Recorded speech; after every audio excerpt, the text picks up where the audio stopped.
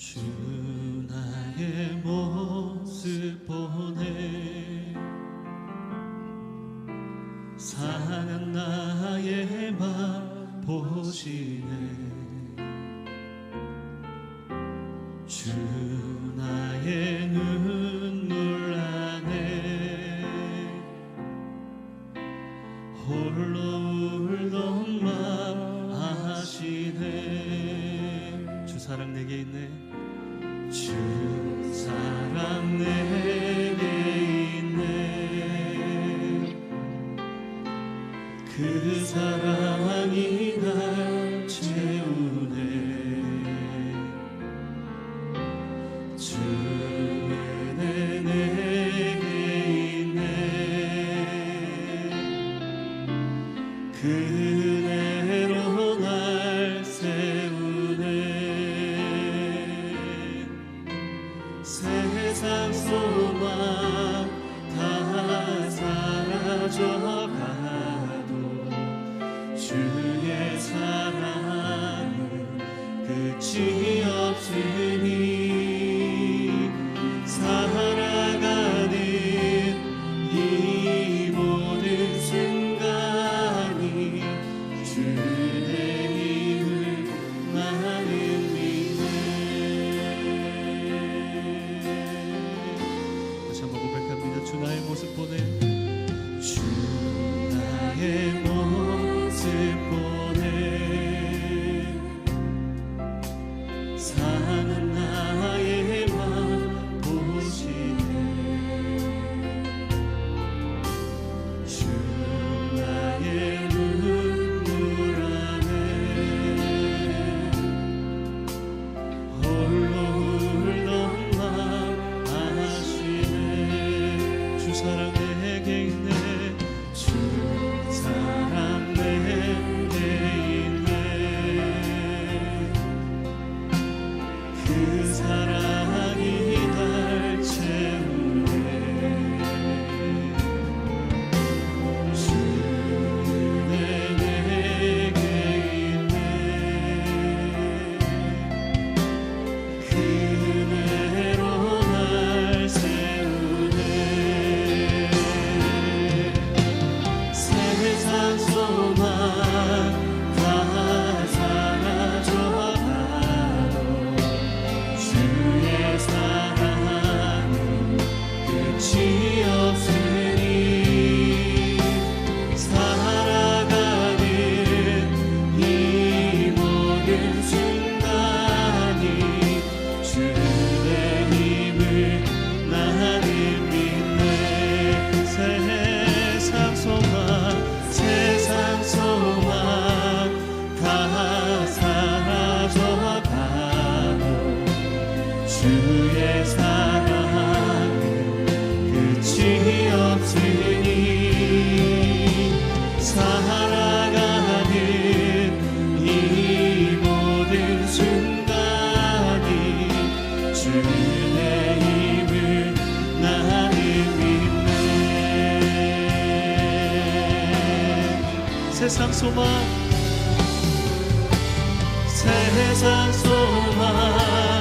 다 사라져가도 주의 사랑은 끝이 없으니 살아가는 이 모든 순간이 주의 힘을 나는 오른손을 높이 들고 보좌에 앉으신 그 어린 양 예수 다 무릎 꿇고서 주 경배하리라 보좌에 앉으신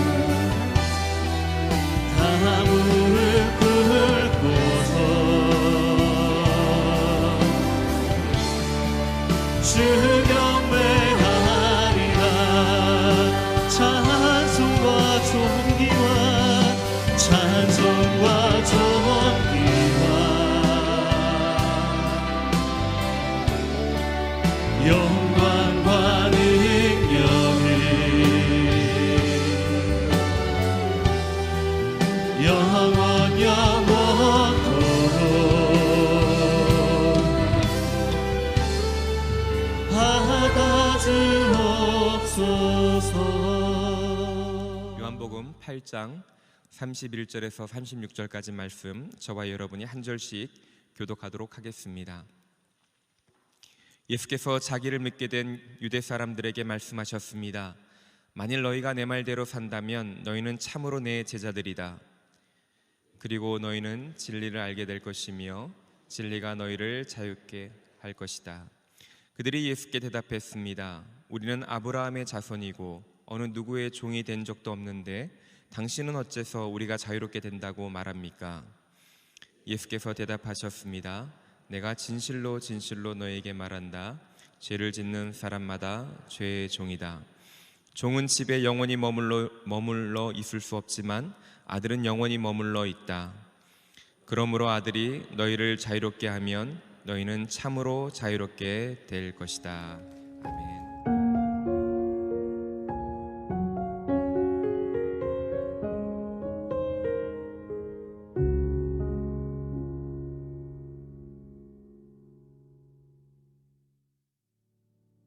하나님이 제 삶을 통해 복음을 향한 마음을 심어주셨습니다. 중국이요? 중국이 뭐예요? 중국이라는 말조차 모르던 9살의 저는 부모님과 함께 이 땅에 살게 되었습니다. 저는 중국의 학교 생활이 가장 힘들었는데요. 한 번은 한 사람씩 차례대로 교과서를 읽는 시간이 있었습니다. 제 차례가 되어 한자를 천천히 읽는데 한 글자를 틀리게 읽어 순간 교실이 조용하다가 아이들이 깔깔대고 웃기 시작했어요. 저는 머리 끝부터 발끝까지 온통 새빨개졌고 한동안 굳어있는 채로 서 있었습니다. 그렇게 2년이 지나던 어느 날 아빠가 갑자기 한국으로 가야 한다고 짐을 싸기 시작했습니다. 아랫집에 사는 가난한 소수민족 아이들에게 줄 옷과 장난감을 따로 빼놓으라고 하셨어요. 저는 제가 가장 아끼던 핑크색 공을 가방에 챙기려고 하는데 공이 보이지 않았습니다. 그때 아빠가 짐을 들고 계단을 내려가고 있었고 짐꾸러미들 사이로 핑크색이 반짝이는 것이었습니다. 아빠가 다른 아이들만 챙기는 것 같아 화난 티를 무척 내었습니다. 며칠 뒤에 집 앞에서 그 소수민족 가정의 아이들과 마주쳤습니다. 아이들은 제 옷을 입고 있었고 며칠 새 제 옷은 추레한 그 아이들의 옷이 되어 있었죠. 그 순간 제 마음속 깊이 따뜻해지는 걸 느꼈고 공을 빼앗겨서 내었던 화는 이미 가고 없었습니다. 저희 부모님은 선교지에서 늘 힘든 상황을 겪으십니다. 이 모든 고생을 버티게 했던 것은 무엇이었을까요? 복음은 그 고난들을 감수할 만한 가치가 충분하다는 것을 저는 선교 현장에 살면서 느껴왔어요. 현재 저는 선교사가 되기 위해 선교 훈련을 받고 있습니다. 하나님이 제 삶을 통해 조금씩 복음을 향한 마음을 심어주셨어요. 저로 복음 없는 이들의 삶을 겪게 하시고 그들에게 복음이 얼마나 절실한지 깨닫게 하신 하나님께 감사합니다. 오늘은 자유와 진리라는 제목의 말씀입니다. 첫째 날은 우리가 진리가 있기에 은혜가 우리에게 주어진다는 것, 또 어제는 진리이신 예수 그리스도를 통해서 우리가 하나님께 예배자로 회복된다는 것, 반역자에서 예배자로 우리의 삶의 모든 영역에서 예배로 하나님의 살아계심을 증거할 수 있는 예배자가 될 수 있다고 말씀드렸습니다. 오늘은 자유가 가장 가까이 연결되어 있는 단어가 진리라는 것을 우리가 깨닫게 되기를 원합니다. 사람들이 예수님을 믿지 않겠다고 생각하는 가장 많은 대표적인 이유는 자유롭게 살고 싶다, 얽매이기 싫다, 그저 내 마음대로 그냥 사는 편한 인생 살고 싶다라는 대답일 겁니다. 예수님을 믿는다는 것이 내가 나의 인생의 주권을 빼앗기는 것 같고 또 내가 누릴 수 있는 자유를 잃어버리는 것처럼 보이기 때문입니다. 아주 심각한 오해이고 또 인간 안에 있는 죄가 우리 자신을 속이는 대표적인 속임수입니다. 과연 스스로 하고 싶은 대로 살고 있는 인생 가운데 이런 질문을 하나님은 던지십니다. 너는 정말 자유롭니?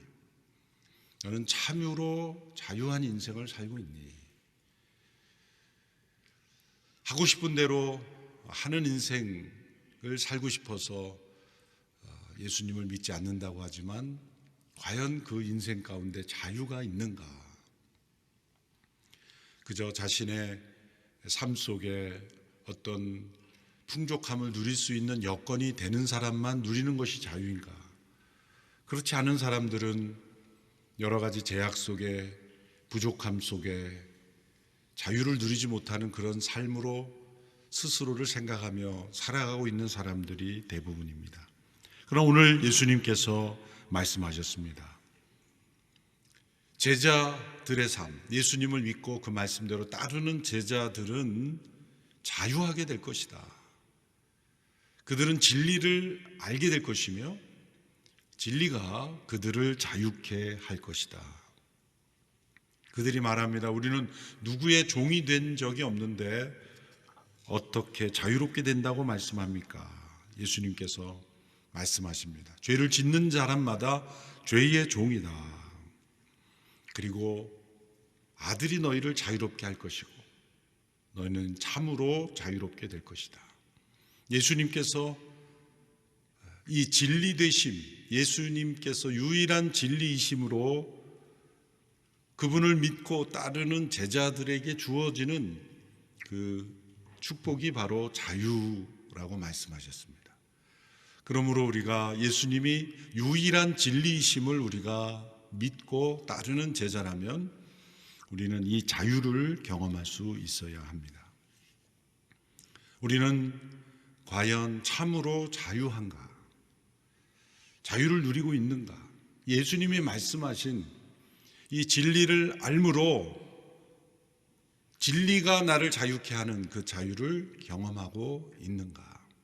질문을 던져야 합니다. 세상의 모든 존재하는 것에는 그 존재의 목적이 있는 겁니다. 그리고 그 존재의 목적에 합당하게 살려면 주어지는 분명한 한계와 규칙이 있습니다. 빛을 보며 존재해야 되는, 빛을 받아야만 살아갈 수 있는 그런 존재는 끊임없이 빛을 향하여 올라가죠. 그런데 그 빛이 차단되면 죽는 겁니다. 왜냐하면 빛을 받아야 살 수 있는 존재로 창조되었기 때문입니다. 세상의 모든 존재하는 것에는 목적이 있는 겁니다. 하물며 우리가 너무나 징그러워하는 그러한 그 생물들, 그러한 모든 것들 다 존재하는 목적이 있는 겁니다. 그 자연의 생태계를 유지하며 서로가 서로의 천적이 되어가지고 이 모든 것들이 이 평형을 이루어가는데 그것이 존재하려면 존재하는 목적을 대로 살아가면 조건과 제약과 한계가 있는 겁니다. 우리가 운동 경기에도 모든 규칙이 있는 것처럼 모든 삶의 존재에는 목적이 있고 그 목적을 이루는 규칙이 있습니다. 그러면 인간에게 자유란 무엇입니까? 인간이 창조된 목적대로 사는 것이 자유이고 그 창조된 목적대로 살기 위해서는 하나님께서 주시는 한계와 원리가 있는 겁니다. 에덴 동산에서의 그 규범은 동산 중앙에 있는 나무의 실과를 먹지 말라 하는 한 가지 금지 명령, 그 한 가지 금지 명령만 지키는 것이 규범이었고 그 밖에 모든 것은 자유였습니다. 자유였습니다. 우리가 진정한 자유가 무엇인가를 알려면 그 인간이 창조될 때의 그 원형의 모습을 살펴봐야 돼요. 인간에게 주어진 자유는 바로 에덴 동산에서 인간에게 주신 자유, 그 자유는 그 에덴 동산에서 그 밖에 지구의 모든 영역을, 땅을 정복하고 그리고 하나님의 나라의 영역을 확장시켜 가는 그런 일을 하면서 자유를 누리는 겁니다. 일이 고역이 아니라 자유를 누리는. 그래서 동물들의 이름을 졌지 않습니까? 그 아담이 이름을 짓는 대로 다 이름이 지었다. 이 이름을 짓고 새로운 창조를 하나님의 대리자로서 만들어가는 것, 그 속에서의 엄청난 자유를 누리는 거죠. 그러나 이 아담과 하와가 사단으로부터 꼬임을 받아서 잘못된 생각을 하게 되죠. 이 규칙이 있는 한 우리는 자유롭지 못하다. 진짜 우리가 자유로우려면 이 규칙마저 없어야 된다라고 생각한 겁니다. 하나님은 인간에게 그렇게 생각할 자유까지 주셨기에 먹을 수도 있고 먹지 않을 수도 있는 그 나무의 실과를 먹는 편을 선택했던 겁니다. 그래서 그 행위가 그렇게 중요한 것입니다. 나무 실과 하나 따먹었다고 하나님이 이렇게 인간을 다 죄인으로 몰아가고 그렇게 판단하시면 안 되고, 그거는 어떤 실수나 또 어떻게 하다 보니까 따먹는 것, 배고파서 따먹는 이런 차원이 아니라 그것을 보고 생각하고 그리고 자유의지를 가지고 우리가 이 규칙을 왜 지켜야 되냐, 진짜 자유로운 존재라면 아무것도 우리를 얽매이는 것이 없어야 되지 않느냐라는 하나님께 대한 반발심, 그리고 자유에 대한 왜곡된 생각으로 결정하여 따먹은 것입니다. 그것이 사탄과의 대화로 모함직도 하고 먹음직스럽게도 하고 탐스럽게도 하고 이렇게 표현이 되어 있지만, 바로 그것이 어떤 과정이 있었던 것이고, 거기에는 지식과 감정과 의지의 전인격적인 어떤 과정을 통해서 하나님께 대한 반역을 선택하게 된 그 중요한 선택이라는 것을 말씀하고 있는 겁니다.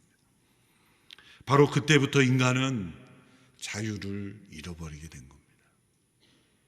하나님이 우리에게 주신 선택의 자유를 잘못 선택하면 우리는 자유를 선택할 능력을 잃어버리게 됩니다.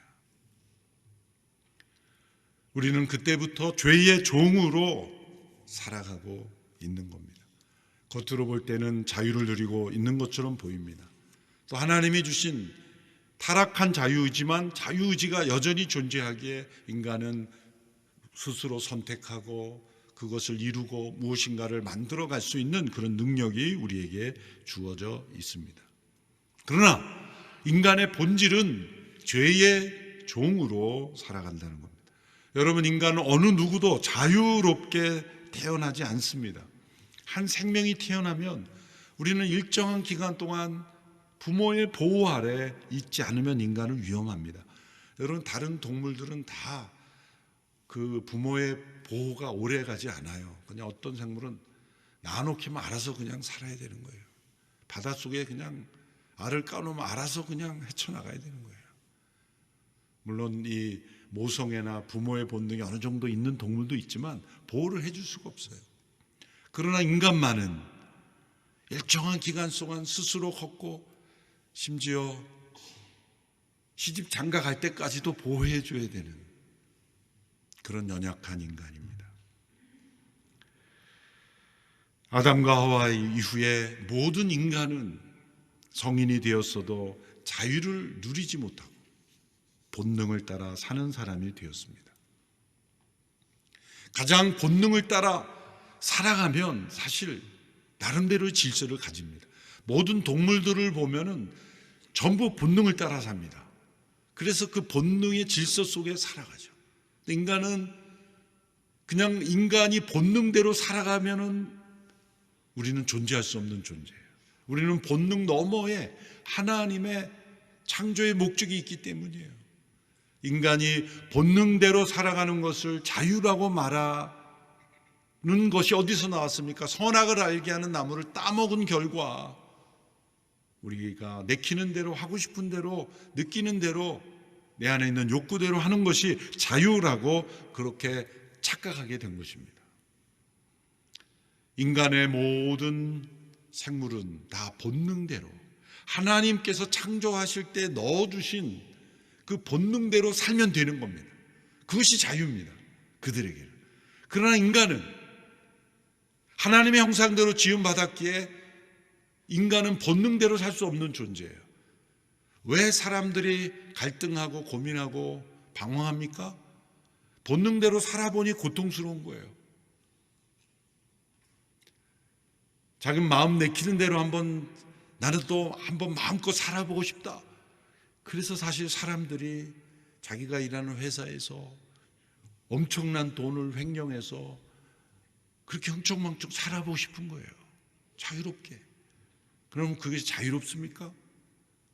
몇 시간 되지 않아서 평생 자유를 잃어버린 인생이 되는 거예요. 한강 다리에서 뛰어내리는 건 자유죠.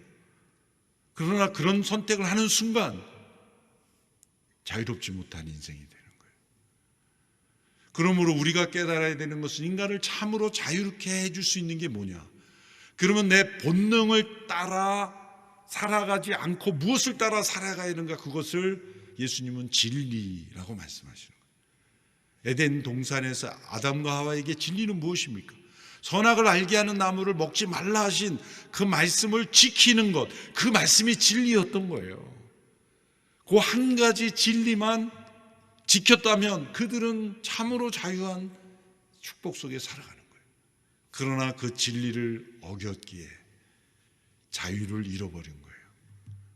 그래서 우리는 본능을 따라 사는 것을 자유라고 착각하고 하나님 없이 살아가는 인생을 자유롭고 행복한 인생이라고 착각하게 되고, 그리고 마땅히 멈춰야 되는 것을 멈추지 못하게 되는 거예요.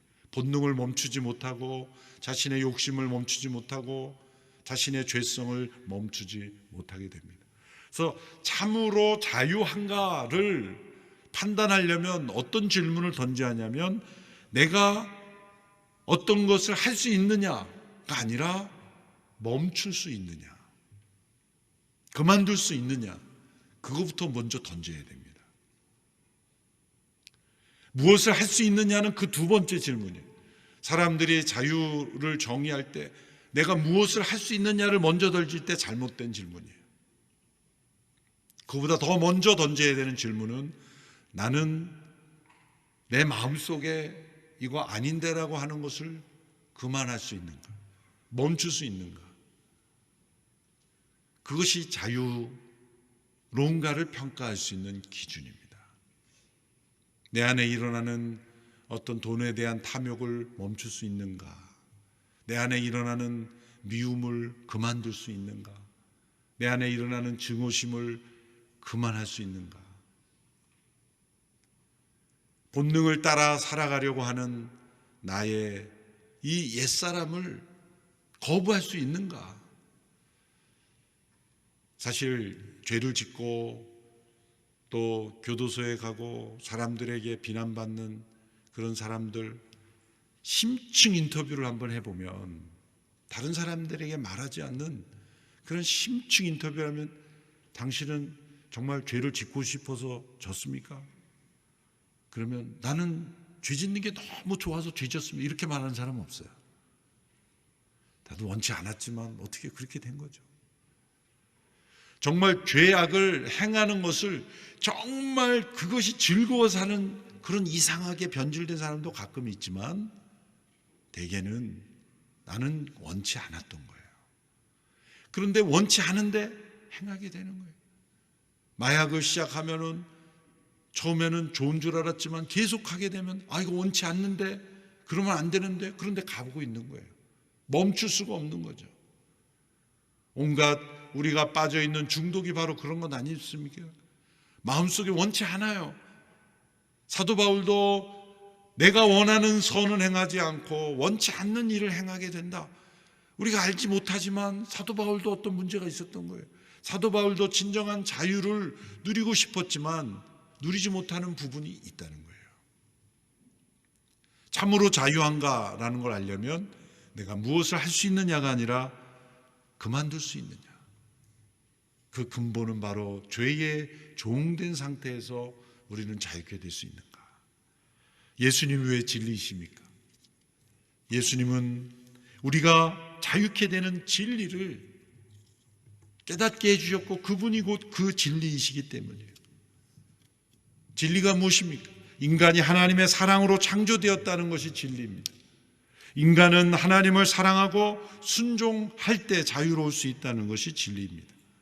인간은 스스로 하나님을 떠나 죄의 종이 되었다는 것이 진리입니다. 인간은 스스로 죄의 종된 상태에서 벗어날 수 없다는 것이 진리입니다. 오직 하나님의 아들 예수 그리스도의 십자가의 사건이 우리를 죄의 종으로부터 자유케 하신다는 것이 진리입니다.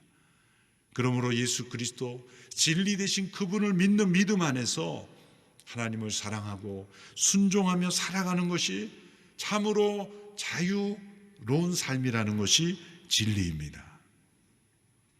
이 땅에 이 세상에는 두 개의 중력이 있습니다. 하나는 이 지구 중심에서 우리를 끌어당기는 이 중력이죠. 또 하나의 중력은 우리 마음속에서 우리 자신을 끌어당기는 이 죄라는 중력이에요. 우리는 무슨 생각을 하든 어떤 행동을 하든 이 죄의 중력에 이끌려가는 거예요. 그래서 자유를 누리지 못하는 거예요.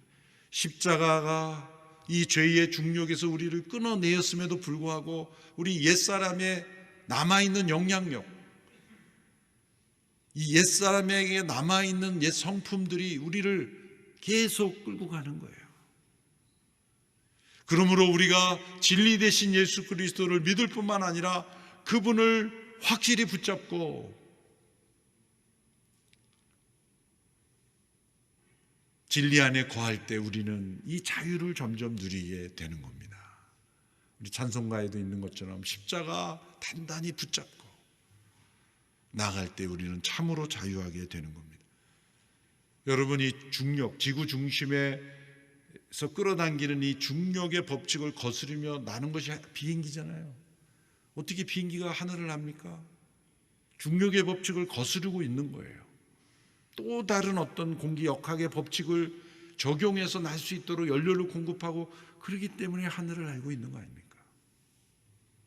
우리가 참으로 자유로운 삶은 이 죄의 중력을 이기는 이 진리의 법칙에 순종할 때 우리는 자유로운 거예요. 예수님이 우리의 진리이시기에 죄의 종에서 우리를 자유케 하시고 우리가 하고 싶지 않은 것을 안 하게 되고 정말 하고 싶은 것을 하게 해주시는 예수님이 우리의 진정한 진리이십니다. 진리를 우리를 얽매이게 하고 또 우리를 부자연스럽게 하고 그런 것이 아니에요. 저는 진리라고 라는 단어를 할 때마다 악보를 떠올립니다. 뭐 음악하는 분들은 이 악보와 자신과의 관계를 잘 알겠죠.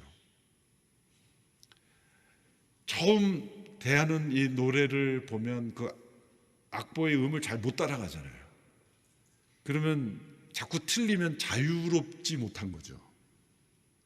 그런데 어떤 사람은 완벽하게 그 악보를 자기가 소화를 해서 그 안에서 다른 이렇게 화음도 만들어낼 수 있을 만큼 자기의 것이 되면 우리는 그것을 자유롭게 부른다라고 말하는 거죠. 연주하는 연주자가 악보를 보고 처음에는 틀릴지 모르겠지만 그 악보가 완전히 자신과 악기가 하나가 되어서 연주하게 될 때 자유롭게 연주한다고 말해요. 그런데 그 자유는 그 악보에 철저히 자신을 훈련시키고 연습할 때 이루어지는 거지, 그런 연습과 훈련이 없이 악기를 가지고 내가 한번 해보겠다, 훌륭한 피아니스트가 와서 연주를 해서 모두가 감동을 받았어요. 저도 한번 해보겠습니다. 나가서 막 치면 그게 됩니까? 모두가 도망가죠.